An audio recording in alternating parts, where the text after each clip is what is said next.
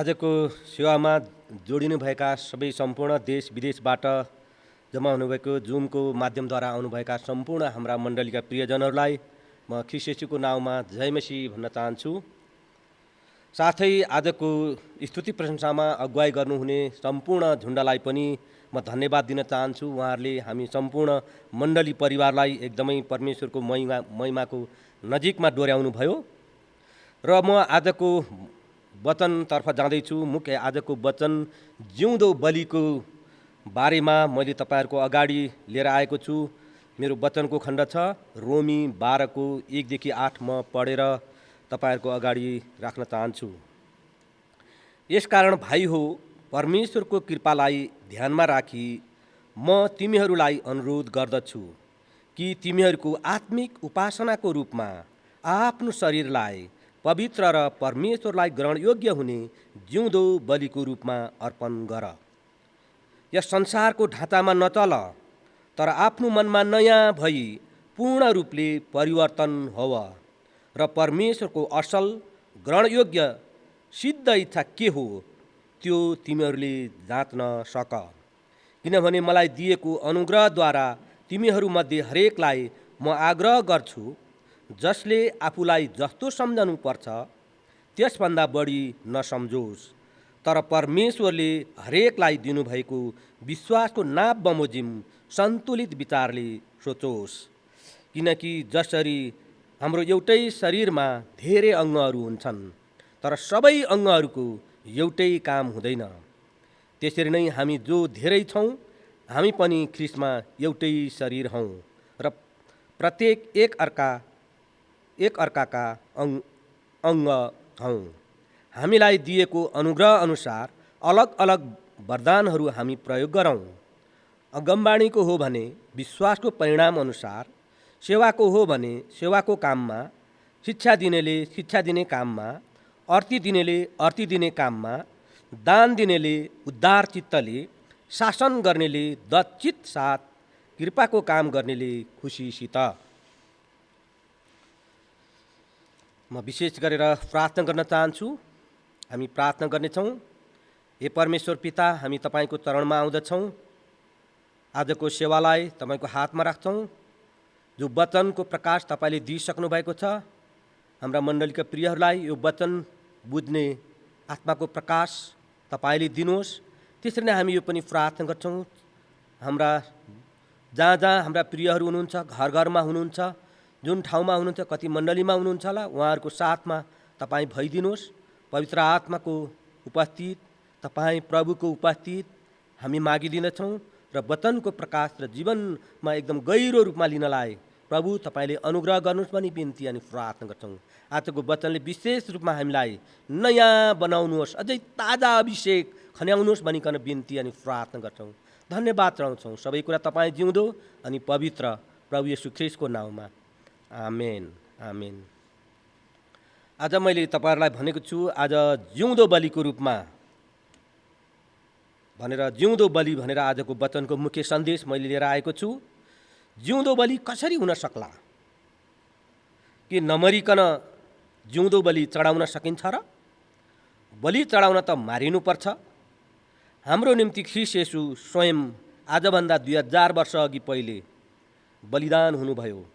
अब उपरान्त पापको निम्ति बलि चढाउन पर्दैन। उहाँले नै सबैको निम्ति, सधैँको लागि, सम्पूर्ण मानव जातिको लागि एकै पटक क्रुसमा बलिदान हुनुभयो। अब आयो कुरा, आज पनि सम्पूर्ण मानव जातिलाई जिउँदो बलि चढाउन पर्छ भनेर रोमीको पत्रमा पावल प्रेरितले लेखेका छन्। आज पनि संसारमा केही मानिसहरूले यस कुरालाई विश्वास गर्दैनन्, तर कतिपय सम्प्रदायले यो कुरो विश्वास गर्छन् कि पशु बलि चढाएमा पाप क्षमा हुन्छ, अर्थात् शरीरको छेदन गरेर रगत देवी देवताको नाममा चढाएमा पाप क्षमा हुन्छ भन्ने कुरामा पनि विश्वास राख्छन्।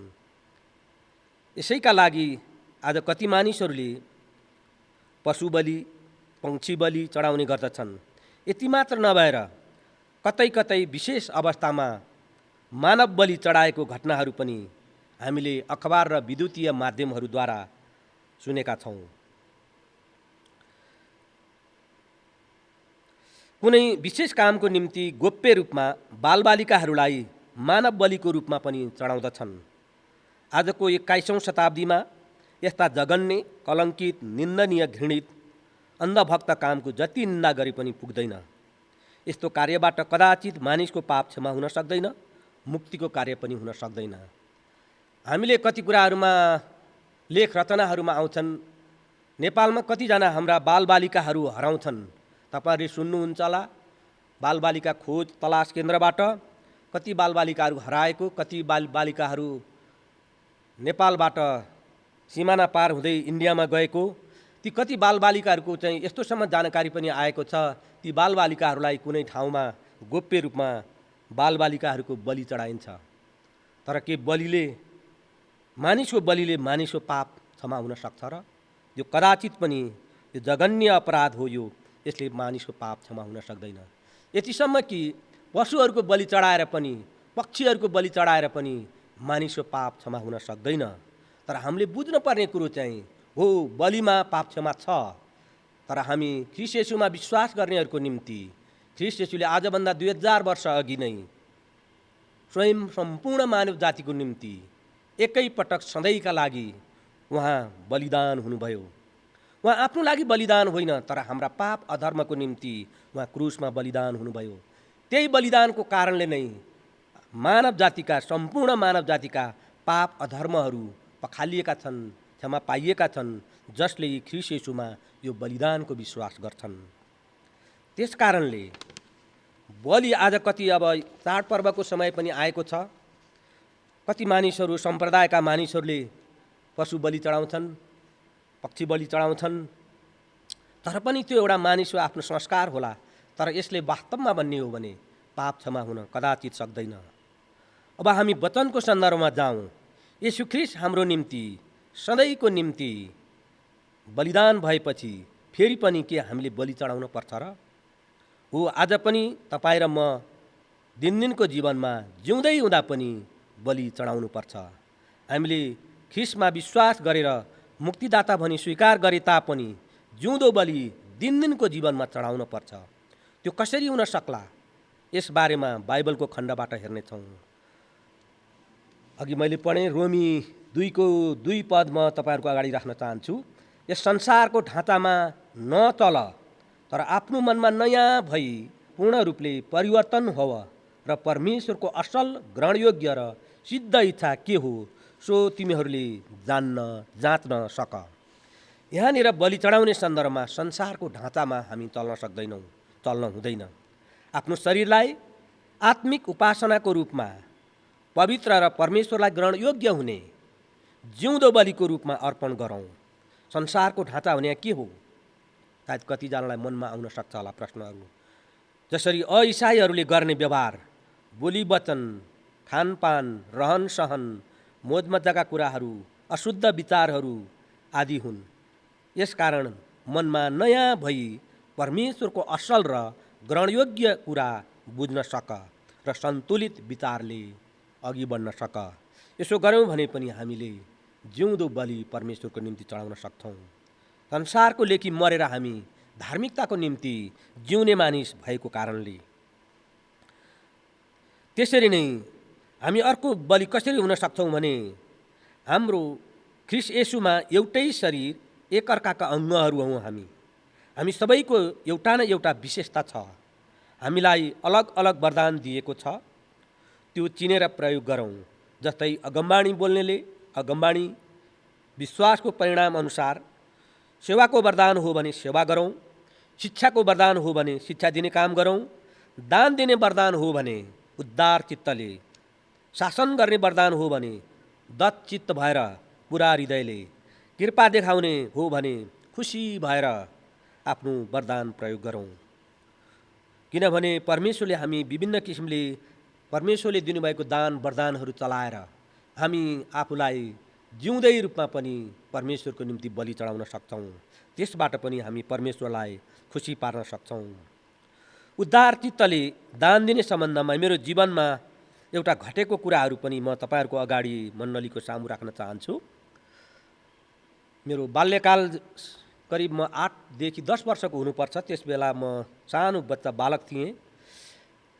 त्यति बेला हामी हिन्दू संस्कारमा नै म हिन्दू संस्कारमा नै हुर्केको थिएँ। हाम्रो घरमा एकजना जोगी, कान चिरेको जोगी, लट्टा पालेको अनि चामलको गादो भिरेको जोगी घरमा आउँछन्। त्यो बेलामा कौडा लगाएको जोगी पनि थियो। अनि मेरो आमालाई चाहिँ जोगी देखेपछि ती माथि पनि कौडा, कान चिरेको र कौडा लगाएको जोगी चाहिँ एकदमै उहाँ संवेदनशील हुनुहुन्थ्यो। किनभने त्यो जोगीले श्राप दियो भने श्राप लाग्छ, त्यो जोगीलाई पर्खाउन पनि हुँदैन भनेर उहाँले भन्नुहुन्थ्यो। अनि मलाई अराउनु भयो आमाले, बाबु गएर बाबालाई सिधा दिनु भनेर भन्नुभयो।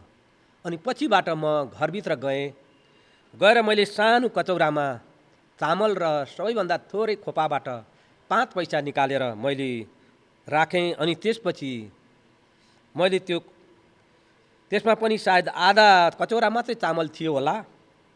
अनि त्यसमा मैले थुकेँ। अनि त्यसपछिबाट मैले अनि आफ्नो हातले छोपेर ल्याएर जोगीको झोलामा लगाइदिइहालेँ। अनि म तुरुन्तै त्यसबाट फर्केँ। अनि त्यहाँनिर म सानो बेलाको कुरा थियो। जोगी भनेपछि मलाई साह्रै नै रिस पनि उठ्थ्यो, मन पर्थेन। अनि म फर्केर आएँ। मैले मनमा सोचेँ, आज मैले यो जोगीलाई ठिक गरेँ। त माग्न मात्रै हिँड्ने, काम चाहिँ नगर्ने, तेरो शरीर त त्यति बलियो छस्, त एकदम मर्द जस्तो छस्, हट्टाकट्टा छस्, त मागेर खानी भन्ने मेरो मनमा त्यस्तो प्रकारको एउटा आरिस्यको भावना थियो। तर पनि त्यो गराइमा मेरो अवश्य पनि उदारचित्त थिएन। त्यो सिधा दिनुमा मेरो कुनै हृदयले दिएको थिएन। त्यो चाहिँ मेरो आमाको करले, आमाले अराउनु भएको कारणले दिएको सिधा जस्तै थियो। तर मैले जोड्न खोजेको कुरो चाहिँ, यदि दान दिने हो भने उदारचित्तले दिनुपर्छ। यदि मन दुखाएर दिएको दानमा चाहिँ आशिष मिल्दैन भन्ने कुरो मैले यो सन्देश दिन खोजेको हुँ। किनभने हामी बुझ्छौँ, मेरो दानमा चाहिँ त्यो उदारचित्त थिएन, त्यहाँ बाध्यता थियो, कर थियो, त्यहाँ घृणा थियो। यस्तो दानमा अवश्य पनि आशिष मिल्दैन। त्यो त उदारचित्तको दान हुन सक्दैन। त्यसरी नै हामी जिउँदो बलिदान चढाउने सम्बन्धमा हामी आफ्नै होइनौँ। तिमीहरूको शरीरमा परमेश्वरको महिमा गर। यदि हामी हाम्रो शरीरमा परमेश्वरको महिमा गर्छौँ भने त्यो पनि एउटा जिउँदो बलि हुन सक्छ। म तपाईँहरूको अगाडि राख्न चाहन्छु पहिलो कोरिन्थी 6:19 र 20।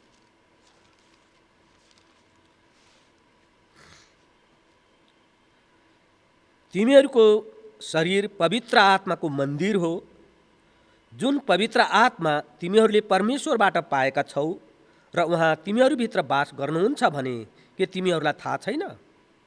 तिमीहरू स्वयं आफ्नै होइनौ, तिमीहरू मोल तिरेर किनिएका हौ। यसकारण तिमीहरूको शरीरमा परमेश्वरको महिमा गर। हामी पनि परमेश्वरलाई हाम्रो शरीरमा महिमा गरेर बलिदान हुन सक्छौँ। ख्रीष्ट हाम्रो निम्ति, हाम्रो पापको निम्ति ऋण तिरेर छुटकारा दिनुभएको हो। तपाईँ र म मर्न पर्ने ठाउँमा, हाम्रो पाप र अधर्मको कारणले मर्न पर्ने ठाउँमा उहाँ नै हाम्रो निम्ति, सधैँको निम्ति बलिदान हुनुभयो। यसकारण हामीले हाम्रो व्यवहारद्वारा परमेश्वरको महिमा गरौँ। यसरी पनि हामी जिउँदो बलि चढाउन सक्छौँ। अङ्ग प्रत्यङ्गद्वारा, ज्ञान र सिपद्वारा, बोली वचनद्वारा हामी परमेश्वरको महिमा गरौँ। हाम्रो शरीर पवित्र आत्माको मन्दिर हो। यो मन्दिरलाई शुद्ध राख्न, यो मन्दिरलाई पवित्र राख्न हाम्रो हरदम प्रयास हुनुपर्छ। यदि मन्दिरलाई हामीले, हाम्रो शरीरको मन्दिरलाई सफा राखेनौँ, शुद्ध राखेनौँ भने यहाँनिर चाहिँ फोहोर हुनेछन्। फोहोर भयो भने यहाँ अशुद्धताका कुराहरू, शैतानले यहाँनिर स्थान पाउन सक्छ। आज यसरी हेर्ने हो भने पनि संसारका कतिपय मानिसहरूले मन्दिर भन्न साथ उनीहरूले मानिसले बनाएका निर्मित कुराहरूलाई सम्झिन्छन्। त्यहाँनिर उनीहरूले आफ्नो आस्थाको कुराहरूलाई जोडेर राख्छन्, पूजा गर्छन्। तर हाम्रो विश्वासमा परमेश्वर, हाम्रो शरीर नै एक प्रकारले परमेश्वरको मन्दिर हो। आत्मा नै सबै कुरा हो। त्यसकारण यो आत्मा चाहिँ यो शरीरमा रहेको कारणले हामीले यो शरीरलाई शुद्ध राख्नु, यो आत्मालाई शुद्ध राख्नु जस्तै हो। त्यसकारण यो हाम्रो मन्दिरलाई हाम्रो शरीरलाई सफा सुग्घर राख्नु, शुद्ध विचारले चल्नु र परमेश्वरको ग्रहणयोग्य इच्छा अनुसार चल्नु चाहिँ हाम्रो शरीरको मन्दिरलाई सफा राख्नु हो। त्यसकारणले यदि हामी हाम्रो शरीरलाई शुद्ध राख्छौँ भने अवश्य पनि यो शरीरद्वारा हामी परमेश्वरलाई महिमा चढाउन सक्छौँ। त्यसरी नै हामी अर्को बलिदान कसरी हुन सक्छौँ त? आवश्यकतामा परेकाहरूलाई सहायता गरेर। रोमी 12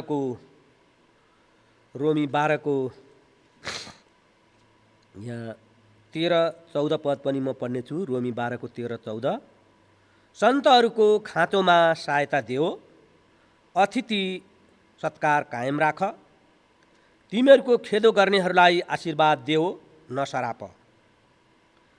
त्यसरी नै म 20 पद पनि पढ्न चाहन्छु। तिम्रो शत्रु भोकाएको छ भने त्यसलाई खुवाओ, त्यो तिर्खाएको छ भने त्यसलाई पानी देऊ। यसो गर्नाले तिमीले त्यसको टाउकोमा आगोको भुङ्ग्रो थुपार्ने छौ। खराबीबाट पराजित नहौ, तर खराबीलाई भलाइले जित। किनभने आवश्यकतामा परेकाहरूलाई सहायता गरेर पनि हामी परमेश्वरको महिमा दिन सक्छौँ। अतिथि सत्कार कायम राख, किनभने हामीलाई यो अतिथि सत्कार गर्ने कुरो पनि हामी इसाई घरानाको लागि एउटा ठुलो महत्त्वपूर्ण कुरा रहेछ। हामी ख्रिस्टियनहरूले विचार गर्नुपर्ने कुरा पाहुना सत्कारमा पनि हामी विशेष ध्यान दिनुपर्ने रहेछ। सम्मान इज्जत गर्ने, बोली वचनद्वारा आदर गर्ने कुरा पनि अत्यन्तै महत्त्वपूर्ण छन् हाम्रो जीवनको लागि। जहिले पनि अइसाई भन्दा हामी इसाईहरू अगाडि नै हुनुपर्छ यो संस्कारको कुरामा।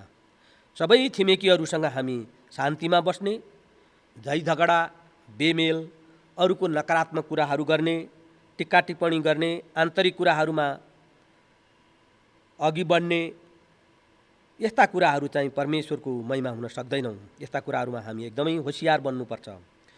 यस्तो कुरामा हामी हाम्रो संस्कार हुनुपर्छ। शत्रुलाई भोकाएको छ भने पनि हामीले खाना दिने, तिर्खाएको छ भने पिउन दिने पनि हाम्रो संस्कार हो। किनभने नहुनेलाई हुनेले दिने, त्यसले पनि हामी यदि बैगुनी नै भए पनि हामीलाई दुःख दिने मानिस नै किन नहोस्, तिनीहरूलाई सेवा गऱ्यौँ हामीले भनेदेखि अवश्य पनि परमेश्वरले हामीलाई आशिष दिनुहुनेछ। यस्ताहरूलाई पनि हामी सेवा गरेर हामी परमेश्वरको महिमाको निम्ति बलि चढाउन सक्छौँ। भनिन्छ नि बैगुनीलाई गुणले मार्नुपर्छ भनेर पनि, त्यो पनि हाम्रो एउटा संस्कार हुनुपर्छ। किनकि जब आजभन्दा 2000 वर्ष अघि क्रुसमा मर्ने बेलामा ख्रीष्ट येशूले जसरी आफूलाई क्रुसमा मार्ने रोमी सिपाहीहरू, अरू कति विरोधीहरू उहाँको अगाडि सजाय दिनुपर्छ भनेर, क्रुसमा टाङ्नुपर्छ भनेर न्यायाधीशको अगाडि ठुलो नारा जुलुस लगाइरहेका थिए। तर त्यस बेलामा प्रभु येशू ख्रीष्टले त्यो मानिसहरूलाई हेरेर भन्नुभयो, यी मानिसहरू आज के गर्दैछन् जान्दैनन्।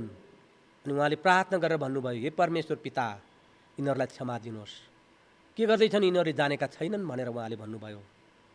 उहाँ उहाँको एउटा बलिदानको नमुना, सहनशीलताको नमुना हाम्रो निम्ति एउटा कोसेढुङ्गाको रूपमा हाम्रो अगाडि छ। त्यसकारण हामीले उहाँको विश्वासमा चल्ने अनुयायी भएको कारणले हामीले ख्रीष्ट येशूले जे गर्नुभयो त्यो कुरो हाम्रो लागि अत्यन्तै महत्त्वपूर्ण र प्रेरणादायी, शिक्षादायी र व्यावहारिक बन्दछ। त्यसकारण हाम्रो स्वभाव चाहिँ बैगुनीलाई गुणले मार्ने, त्यसरी मार्यौँ भने अवश्य पनि हामी पनि बलिदानको रूपमा आफूलाई बलि चढाउन सक्छौँ। त्यसरी नै बलि चढाउने सम्बन्धमा यस्तो प्रकारको व्यवहार नै हाम्रो एउटा असल जिउँदो बलिदान हो भनेर हामी भन्न सक्छौँ। त्यसरी नै एउटा बलिदान चढाउने सम्बन्धमा यहाँहरूको अगाडि म एउटा घटना पनि राख्न चाहन्छु। धेरै पहिले एउटा वनमा, गाउँको वनमा डढेलो लाग्छ। अनि त्यो डढेलो सल्किँदै जान्छ। त्यो वनको जङ्गलको बिचमा एउटा सालको रुखमा चिलले गुण बनाएको हुन्छ। अनि त्यो चिलले बच्चा काटेको हुन्छ, उसले बच्चा हुर्काइरहेको अवस्था हुन्छ। त्यहाँनिर डढेलो लागेर वनमा सबै वनका पात पतिङ्गरहरू, चराचुरुङ्गीहरू, किरा फट्याङ्ग्राहरू सबै डढेर नष्ट हुन्छन्। अनि जब त्यो चिलको गुणमा पनि डढेलो आइपुग्छ, अनि डढेलोले त्यो चिलको शरीरलाई पनि पोल्न थाल्छ, उसका पहेँटाहरू पनि जल्न थाल्छ। उसले चाहेको भए त त्यो सायद चिल, माउ चिल, आमा चिल उडेर जान सक्थी, आफ्नो ज्यान बचाउन सक्थी डढेलोबाट। तर पनि उसले आफ्नो हुर्काइरहेका बच्चाहरूको अनुहार हेरी आफूले जन्माएको हुर्काएको भनेर उसलाई माया लाग्यो र पनि उनीहरूको मायाले उसले आफूलाई त्यहाँबाट छुटकारा हुन सकिन। जोगाउने कोसिस गरी गरी गरी अन्तमा त्यो चिल त्यहीँ नै डढेर मरी। अनि पछिबाट त्यो रुख पनि डढेर भुइँमा ढल्यो। अनि पछिबाट त्यहाँ गोठालाहरूले भोलिपल्ट बिहान हुनसक्छ सायद गोठालाहरू गिठा भ्याकुर खोज्दै, त्यो डढेको गिठा भ्याकुर खोज्दै खोज्दै त्यहाँनिर आइपुग्छन्। अनि त्यहाँनिर जो चिलको गुण पनि जलेको, चिलको माउ समेत त्यहाँनिर जलेको अवस्थामा हेर्छन्। के रहेछ भनेर लौरोले कोट्याउँदाखेरि त्यो चिलको पहेँटा मुनि उसका बच्चाहरू चाहिँ जिउँदै थिए। अनि आमा चाहिँ मरिसकेकी थिए। अनि किनभने त्यो आमाले ती बच्चाहरूलाई यति धेरै माया गर्थे कि उसले आफ्नो शरीर पनि ती बच्चाको निम्ति बलिदान चढाई र ऊ बलि भएर ती बच्चाहरूलाई बचाई। त्यसरी नै आज तपाईँ र मेरो निम्ति पनि ख्रीष्ट येशूको एउटा जिउँदो नमुना छ। तपाईँ र मेरो पापको निम्ति उहाँ क्रुसमा बलिदान हुनुभयो आजभन्दा 2000 वर्ष अघि। त्यही बलिदानले नै तपाईँ र मैले उद्धार र मुक्ति पाएका छौँ, अनन्त जीवन पाएका छौँ, पाप क्षमा पाएका छौँ। किनभने त्यो चाहिँ ख्रीष्ट येशूको जिउँदो बलि तपाईँ र मेरो निम्ति थियो। उहाँ हाम्रो निम्ति, सबैको निम्ति, सदाको निम्ति क्रुसमा बलिदान हुनुभयो। जसरी त्यो चिलको आमाले आफ्नो छोराछोरीको नानीहरूको निम्ति ऊ बलिदान भई, त्यहाँनिर एउटा प्रेमको बलिदान हामी ज्वलन्त उदाहरण हामी त्यहाँ पाउन सक्छौँ। त्यसरी नै हामी कसरी अर्को तर्फबाट भन्यो भने बलिदान हुन सक्छौँ त? पापको लेखी मरेर धार्मिकताको निम्ति हामी जिउने मानिसहरू हामी हौँ। पापको लेखी मरेर धार्मिकताको निम्ति जिउने हामीहरू हौँ। म यहाँनिर पहिलो पत्रुस 2:24 पद पनि म तपाईँहरूको अगाडि राख्न चाहन्छु। पहिलो पत्रुस 2:24, हामी पापको लेखी मरेर धार्मिकताको लेखी जियौँ भनी उहाँले क्रुसमा आफ्नै शरीरमा हाम्रा पाप बोक्नुभयो। उहाँकै चोटद्वारा तिमीहरू निको भयौ। यहाँनिर हामी देख्छौँ पापको लेखी उहाँ मरेर धार्मिकताको लेखी जियौँ भनी उहाँले हाम्रो पाप आजभन्दा 2000 वर्ष क्रुसमा बोक्नुभयो। त्यही चोटहरूले, जो घायल शरीर उहाँले बगाउनुभएका रगतले नै हाम्रा पापहरू धोई पखाली भए र त्यहाँबाट नै हाम्रो निम्ति उहाँ बलिदान हुनुभयो। उहाँले हाम्रो निम्ति क्रुसमा त्यो क्रुस बोक्नुभयो। हाम्रो पापको क्रुस, अधर्मको क्रुस उहाँले बोक्नुभयो। उहाँका त्यही चोटहरूले नै, उहाँले बगाउनुभएका चोटहरू नै को कारणले हामी निको भयौँ। हामी मर्नु पर्नेमा हाम्रो सट्टामा उहाँ बलिदान हुनुभयो। यसकारण गैर इसाईहरू जस्तो आशाविहीन नभएर हामीले अनन्त जीवन पाएका छौँ। हाम्रो जियाई संसारको निम्ति नभएर स्वर्गको निम्ति हुनुपर्छ। त्यसैले यहाँ नभएर त्यहाँ। मलाई एउटा कुरा सधैँ याद आउँछ। हाम्रो श्रद्धेय आदरणीय पास्टर रोबर्ट गुरुबाले भन्नुहुन्थ्यो, हाम्रो जियाई चाहिँ यहाँ होइन, हाम्रो जियाई चाहिँ स्वर्गमा त्यहाँ हो। त्यस कारणले हामी यहाँ जे जिउँछौँ त्यसकै काम अनुसार नै हामी अनन्त जीवन स्वर्गमा जिउने हो। त्यस कारणले हाम्रो जियाई चाहिँ यहाँ होइन। संसारको निम्ति जिउने हो भने यहाँकै कुरालाई नै सम्पूर्ण कुराहरू ठान्छन्। आज संसारका मानिसहरूले भन्छन्, अइसाई मानिसहरूले भन्छन्, उनीहरूको जियाई चाहिँ खाऊ पिउ मजा गर, मरेपछि डुमै राजा। किनभने उनीहरूलाई अनन्त जीवनको आशा र भरोसा हुँदैन। जे हो सुख सहेला गर्नु, सबै कुरा गर्नु चाहिँ यही संसारको जीवनमा हो भन्ने कुरो उहाँहरू यहाँका कुराहरूलाई मात्रै प्राथमिकता दिनुहुन्छ। तर हामी इसाईहरू, ख्रीष्ट येशूमा विश्वास गर्नेहरूको चाहिँ हाम्रो अनन्त जीवन छ। हाम्रो संसारको जीवन बाहेक अर्को एउटा जीवन पनि छ। त्यो जीवन त झनै महत्त्वपूर्ण, त्यो जीवन कहिल्यै पनि अन्त हुँदैन। त्यसकारणले हामी यहाँको जियाइले हामी त्यहाँ जिउने हौँ। यसकारण गैर इसाई जस्तो आशाविहीन नभएर हामीले अनन्त जीवन पाएको कारणले हामी चाहिँ यहाँको जियाइले त्यहाँ जिउने हौँ, स्वर्गमा जिउने हौँ। हामीले यो कुरो पनि भुल्नु हुँदैन, यहाँको जीवन चाहिँ क्षणिक र परिवर्तनशील केही निमेषको लागि मात्रै हो। त्यस कारणले हाम्रो जुन लामो आयु, कहिल्यै अन्त नहुने आयु चाहिँ हाम्रो स्वर्गमा भएको कारणले हामीले यो कुरालाई चाहिँ यहाँ छँदा नै विचार गर्नुपर्ने हुन्छ। हाम्रो जियाई संसारको निम्ति होइन, स्वर्गको निम्ति हुनुपर्छ। त्यसैले यहाँ नभएर त्यहाँ जिउनुको लागि यस संसारमा हामीले जिउँदो बलिदान हुनै पर्छ दिनदिनको जीवनमा। मत्ती 28 को 18